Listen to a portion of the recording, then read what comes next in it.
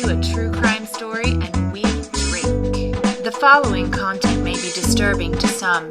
Discretion is advised.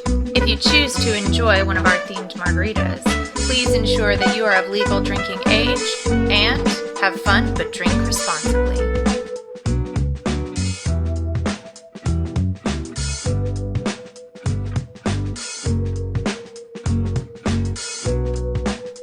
What better way to honor the totally hallmark holiday of Valentine's Day than with our first cult?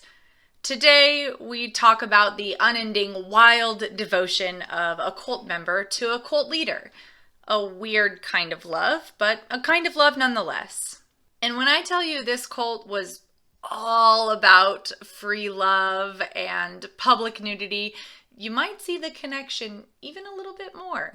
Today, we talk about the followers of Rajneesh Shri Bhagwan, or the Rajneeshis, or the Sannyasins, or a variety of other names that they've been called throughout the years. In this episode, we're going to call their leader Bhagwan, although he also went by a variety of names, and by the time he died, he was going by the name Osho. This story has immigration fraud, bioterrorism, illegal wiretapping, attempted assassination, and even more. Okay, so for the record, the people who lived in Rajneeshpuram, many of them say that the public nudity and the free love out in the streets is somewhat overblown, although it did happen, but mostly inside people's own homes. But regardless, it's Valentine's Day, so we're going with it. I'm not the biggest fan of ginger, but ginger and green tea are staples of Indian cuisine, and the Rajneesh movement started in India. So let's give it a shot. Now, be forewarned, this margarita does take some prep work. You're going to need to infuse your tequila with fresh ginger. I sliced it into thin rounds and then put it in a mason jar, right here, with tequila. And to infuse, it needs to sit at room temperature for several days. This particular infusion sat for 5 days, which makes me think it's going to be pretty strong. So to our shaker, I'm going to add 2 parts of our ginger tequila. Oh my gosh, and I'm going to make a giant mess the whole time. That's cool, whatever. Cool. For this particular margarita, you're also going to need some pretty strong green tea. I prepared mine with 3 bags. I brewed it with 3 bags of tea, and then I chilled it. So we're going to do 3 parts of this.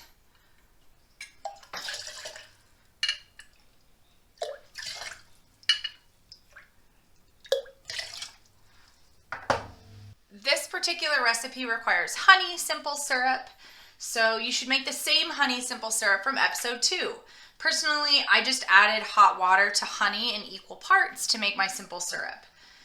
We will add 1 part of the honey simple syrup, and then to that, we will add 1 part triple sec,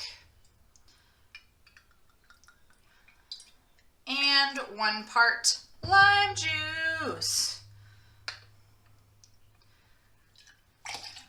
We'll add our ice, and then we will shake. Okay, we're all shaken up, and let's say it together, people. Bougie people strain. So we'll strain onto some fresh ice into a salt-rimmed glass. Ta-da! Okay, now I'm gonna clean up a little bit, and then we can get started. So in my opinion, this cult is relatively unknown. I could really only find very short YouTube clips or hours-long podcasts that people had just uploaded to YouTube. There is a fantastic 2018 documentary on Netflix about this whole Rajneeshpuram, but it is 6 one-hour episodes. It's pretty in-depth. I did find 1 documentary on YouTube, but it was clearly made by a Christian organization in the 1980s, and it was so biased I could only make it about 1 minute through. So I'm hoping that this is somewhere in between those short 2-minute YouTube clips and the 6-hour documentary. But if you do find yourself super interested, I highly recommend watching that documentary. And there's at least 1 podcast that's solely dedicated to the Rajneeshpuram. So there's a lot out there if you have more interest.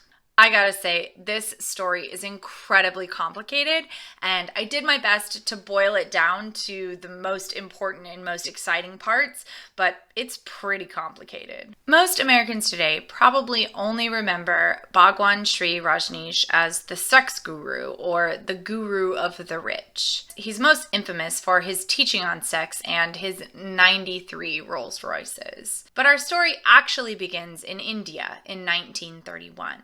It was there that Chandra Mohan Jain was born.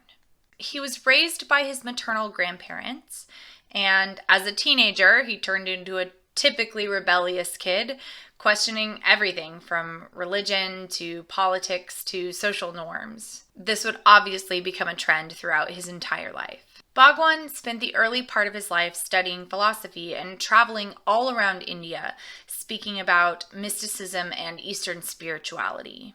Bhagwan was convinced that capitalism was actually the solution to the problems of the world and the problems of India.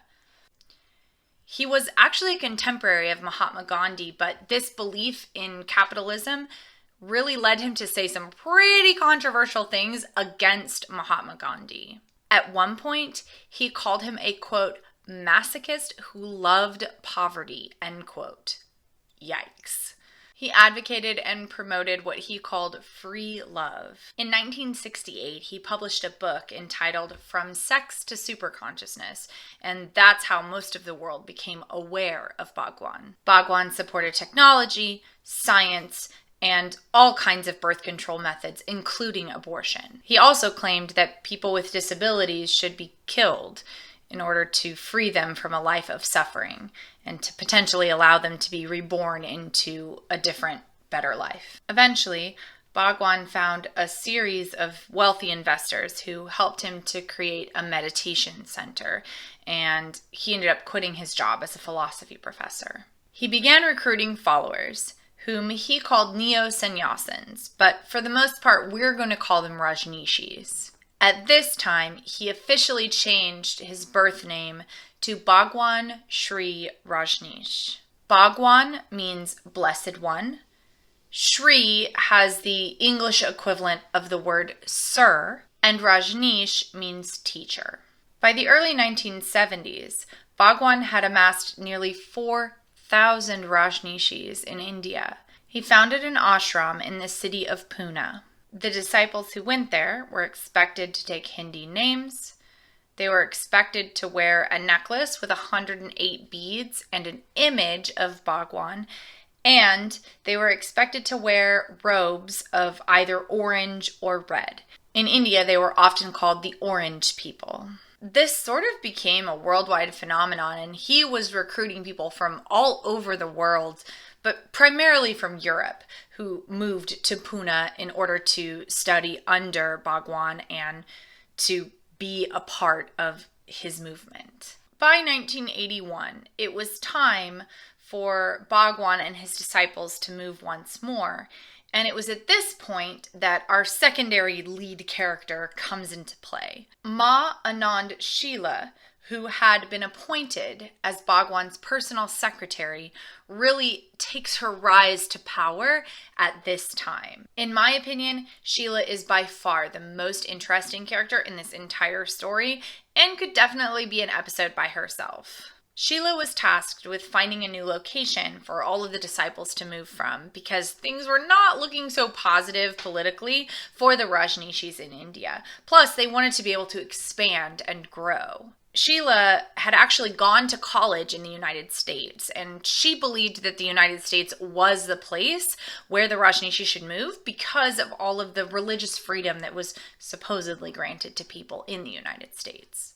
She found a 100 square mile ranch in rural Oregon that they purchased for about $6 million, and they renamed Rancho Rajneesh. It became the headquarters for the Rajneesh Empire and was the site of the massive disasters that were to come. In 1981, Antelope, Oregon was barely considered a town. There were probably less than 50 people. Most of them were retirees, and most of them were working class people that had spent their retirement on buying their first homes in Antelope, Oregon. It's probably pretty hard to imagine, but just think about having 4,000 people moving from a totally different country right next door to you in your small, sleepy town. Many of them from tons of different countries around the world, wearing red robes or sometimes nothing at all, loudly celebrating free love. The xenophobia was strong, friends, and it grew stronger and stronger by the day. It didn't help that within a year of arriving, the Rajneeshis were involved in a series of legal battles with these neighbors in Antelope over many things, but primarily over land usage. When they came, they had purchased the land under the idea that it would be used for agricultural purposes. It was ranch land, and that's how it was zoned. However, when they arrived, it became pretty obvious pretty quickly that they were really trying to build a city. From their opinion, the Rajneeshis believed that the people in Antelope were bigoted and weren't allowing them to practice their religions and their beliefs freely the way that they had believed would happen in the United States. Letters to the state newspapers really vilified the Rajneeshis. They compared their town to a new Sodom and Gomorrah. Another referred to them as a, quote, cancer in our midst, end quote. The local Oregonians from Antelope and from surrounding areas called them red rats or red vermin. I think I forgot to mention this, but a few years earlier, Bhagwan had actually just stopped talking in public. Despite the fact that all of these people were coming, they were giving their money to the Rajneesh Foundation, he was not even speaking to them. And so Sheela really became his mouthpiece during all of this. And some would argue she was really the mastermind behind the compound. Under Sheela's leadership, within 3 years, the compound grew to over 7,000 people, and it basically was a city. It had a fire department, a police department, an airstrip, a library, townhomes, just basically amenities that you would imagine would be in a town. They even had their own post office. Along with all of this city infrastructure that they were building, they were also building quite an ambitious farm system. They were hoping to make Oregon a really self-sustaining paradise for them to live in for the long term. They'd even begun to really rebuild and rejuvenate the local ecosystem. However, for whatever reason, the hostilities began to grow and grow and grow between the Rajneeshis and the local people in Antelope and other surrounding areas. The Rajneeshis faced nearly constant pressure from local coalitions, including one that had the guy who founded Nike in it. I don't know, there's like a story with a waffle iron and rubber, but that's for another time. Because they weren't being allowed to build the way they wanted to build in what they deemed Rajneeshpuram, their land outside of Antelope, they decided to just start buying up land in Antelope. They had a lot of wealthy investors and a lot of wealthy people that lived in the compound, and they used that money to just buy everything that was for sale in Antelope. They even bought the local diner that the local Antelope residents went to, and there's a very funny clip of them grilling bananas instead of bacon. Suffice it to say, the local Antelope residents definitely stopped going to that diner. Eventually, because they had so many residents of Antelope who were U.S. citizens, they were able to place Rajneeshis onto the city council, and enough of them that they ended up changing the name of Antelope to Rajneesh. They basically made it their own city, and they even changed all of the street name. It appears they weren't super interested in making friends with their Antelope neighbors. The legal battles over land usage continued, and them taking over the city continued, and in 1982, Attorney General for the state of Oregon, whose name was Dave Frohnmeyer, issued an opinion saying that the Rajneeshis were violating the separation of church and state, particularly with the school, because they were a religious group that had quote-unquote taken over the city government. In my opinion, that's kind of a questionable xenophobic response.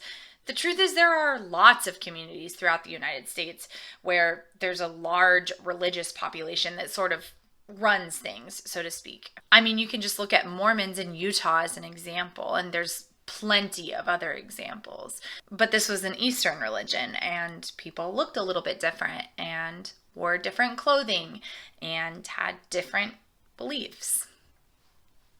Anyway, by this point, the Rajneeshis had no intention of backing down, and so they decided to expand their reach by not just taking over the city government of Antelope, but by moving to take over the county government of the larger Wasco County. At that time, at least, Oregon law allowed anyone who had been living in the state for at least 20 days and who had intentions to stay in the state to vote in state elections. So the Rajneeshis decided to travel all around the United States and pick up as many people experiencing homelessness as they could find, promising them food, promising them shelter. They brought them back to the compound at Rajneeshpuram with the intention of having them vote in these county elections. They were not expecting there to be so many problems with such a large influx of people.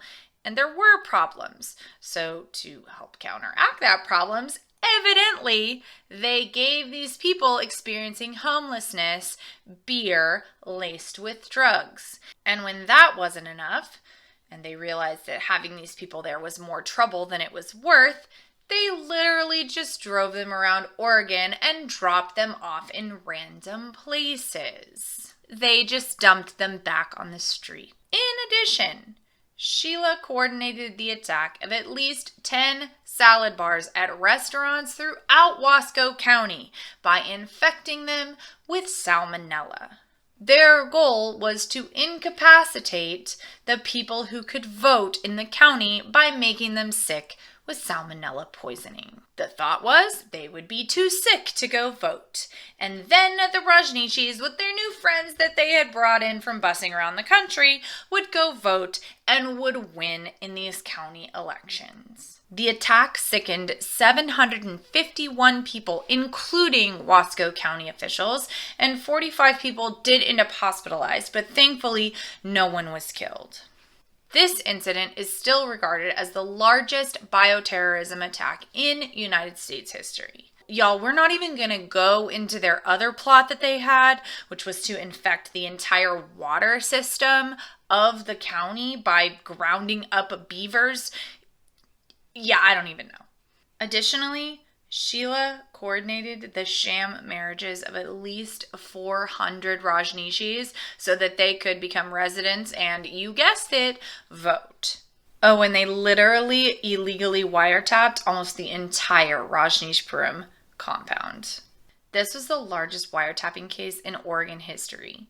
They placed bugs in their disciples' homes, in 25 of the rooms of their hotel, Rajneesh Hotel, and in the legs of the tables at the Zorba the Buddha restaurant that they ran. Oh, and Sheela and Bhagwan in the inner circle also plotted to assassinate the Oregon Attorney General, among a variety of other wild things that they attempted to do in order to gain power in Oregon. Meanwhile, all of the Colty McColterson things are still going on. Everyone is listening to Sheela, who is the voice of Bhagwan. There's lots of free love, and we love capitalism, and we love meditating and prayer and those kinds of things going on, while in the background there's all of these wild, illegal things happening. It's a lot. This is my cat. She won't let me finish. How do y'all feel about me finishing this with her on my... In 1985, Sheela began to fall out of favor with Bhagwan. There was a group of very wealthy Hollywood elites that fell in love with Bhagwan and the Rajneesh Foundation and gave tons of money and also moved to Oregon. Bhagwan had a taste for the fancy. So when this Beverly Hills clique moved to Oregon, he really started to spend a lot of time with them. And as it turns out, he also may have got involved with some drugs. He was being given and prescribed these drugs from one of these Beverly Hills doctors, and Sheela didn't like that. Eventually, allegedly, Sheela ended up trying to kill this doctor, but this video is already pretty long, so we're not going to go into that. It's just another thing. On September 13th, 1985, Sheela fled the Rajneeshpuram in the middle of the night, claiming that she couldn't handle Bhagwan's taste for fancy watches and Rolls Royces anymore. She and several of her closest associates, they were probably just followers of Sheela at that point, considering that Bhagwan wasn't even talking, escaped in the middle of the night and fled to Europe. She fled to Germany, but was eventually extradited back to the United States to face like a million of those charges, from wiretapping to immigration fraud. She was convicted to 20 years in prison and ended up serving about 39 months, which is not very much time. After Sheela left, Bhagwan broke his vow of silence to literally throw Sheela under the bus. He blamed her for the salmonella poisoning, he blamed her for the attempted assassinations, and he blamed her for the attempted killing of his own doctor. He basically said he had nothing to do with any of it, and every single part of it was Sheila's idea. Let's be clear, he may not have been talking to anyone in the compound and any of the other Rajneeshis, but he was talking to Sheela. And it's a little bit hard to believe that he didn't have anything to do with those plots that Sheela was making. Bhagwan, too, tried to flee the United States in 1985, but was captured and arrested. It's a very exciting story that involves jamming airplane lines and then him being arrested when they just stopped briefly to refuel on their way to Jamaica. Bhagwan eventually pled guilty to those immigration charges and just agreed to leave the United States. After he left the United States, he just basically traveled the world and didn't stay too long in any one country because he wasn't really welcome there. By the end of 1985, Rajneeshpuram in Oregon was basically abandoned. The word cult comes from the Latin cultus, which means to till or cultivate. That in and of itself doesn't sound too bad. In fact, religions like Judaism and Christianity have been referred to as cults throughout human history. So we're going to go ahead and talk about what we deem destructive cults instead. This will help remove some of the controversy and make it really clear what we're talking about. These are cults like the Mansons or Jonestown, where it's not really in question whether or not what they were doing was destructive. So the question is, does this, the Rajneeshis, pass the destructive cult test? There are lots of psychologists that have studied cults and have produced lists upon lists of characteristics of what makes a destructive cult. For our purposes, I'm going to go with psychologist Robert Lifton, who studied cults in the 1980s and was a professor at Harvard Medical School. He defines cults by 3 characteristics, and I like short lists, so 3 characteristics sounds great to me. First, they are led by a charismatic figure who is godlike in some ways and demands to be revered. From my research and what I can see, there is a definite checkmark in this box. People left their entire lives to be with Rajneesh. They abandoned their friends, their family. They gave all of their life savings to the Rajneesh Foundation just to be with this charismatic leader and to listen to what he had to say. In fact, they didn't even leave when he wasn't speaking to them at all and was only speaking through his secretary. Second, the group has some kind of indoctrination or thought control. It's kind of hard for me to express it, but when you watch this documentary footage and you read about the Rajneeshpuram and the Rajneeshis, the people that were there still talk about it with tears in their eyes about how wonderful and incredible their experience was at Rajneeshpuram. Sheela herself still talks about how amazing her time was there and how much she loves the Bhagwan, even still today, even after he completely abandoned her and really tried to throw her under the bus just to protect himself. She has said, quote, It is a crown that I still carry today and was never something to be ashamed of. It was my honor to be living close with men like Bhagwan. He had a major influence on my life's experience, which in turn influences my work." End quote. These people who lived at Rajneeshpuram were complicit with immigration fraud, poisoning, attempted assassination, and more. If that's not thought control, I'm not sure what is. Lastly, there has to be some kind of exploitation of the members. That can be financial, physical, sexual, spiritual, but some kind of exploitation. First of all, I'm not sure you can consider all of the people experiencing homelessness that they just scooped up and bust into their compound in order just to vote to be members, but that screams exploitative to me. Additionally, if you can live in a place where you can see all of your life's earnings, whether that's a small amount from the house that you sold in order to move there, or millions and millions of dollars being used to buy Rolls Royces for the leader, and I don't mean just like one, I mean almost 100 and $1 million watches, and still stay and not question anything, I think you're being exploited. So I'm not sure if this qualifies as a cult, but in my opinion, it passes the sniff test. The people of the city Rajneesh voted to change the name back to Antelope in 1985. Today, the former site of the Rajneeshpuram is known as the Washington Family Ranch.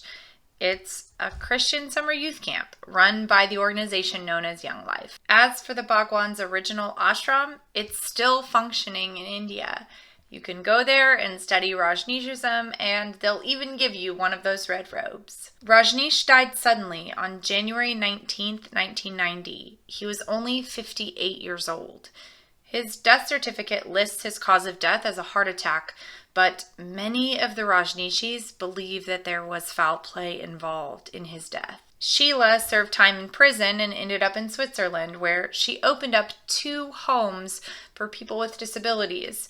Somewhat ironic considering Bhagwan's views on people with disabilities. She's still living in Switzerland today. Despite all the chaos that the Rajneeshis caused in Oregon, not one person died. And there are many neo-sannyasins or Rajneeshis or any variety of other names that are still practicing around the world today. And the vast majority of them never even saw or met Bhagwan. So what do you think? Was this an endeavor doomed to fail to begin with? Young Life is a Christian organization, but it's a summer camp, so they likely needed to have different zoning from the ranch zoning that land was obviously under. So did they have an easier time of it because they weren't an Eastern spirituality or religion? Who was the mastermind behind the Rajneeshis and all of their wild plots? Was it the Bhagwan, or was it Sheela all along? How could this have been different if the people who lived in Antelope had a different worldview and the Rajneeshis were more patient and less revenge focused? I've thought a lot about why this cult has not gotten as much attention, even though it's a wildly captivating story, and we didn't even go into hardly any detail about a lot of it. I'm thinking it's because the cults that get a lot of attention are those in which their followers follow the leader straight into the grave. To be honest, I also have a lot of empathy for both sides in this story, both the Oregonian residents and the Rajneeshis. I think both groups made some errors in the way that they handled things during that time, and who knows how things might have been different if they hadn't made those errors. To be honest, I think the residents of Antelope should have just left the Rajneeshis to do what they wanted to with that property. They were actually making a lot of improvements and making it quite a nice place to live. They weren't hurting anyone. I think a lot of what the Rajneeshis did was in reaction to the xenophobia from those Antelope residents, and because they felt like they needed to protect the land that they owned. I mean, do I think they should have taken over the city of Antelope and changed the name and changed all the cities and fried bananas?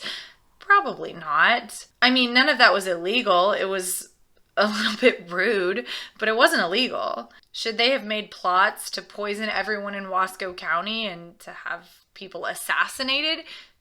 No, and those things definitely are illegal. But at the end of the day, I think it was just an example of each side escalating things further and further and further until they couldn't fix it.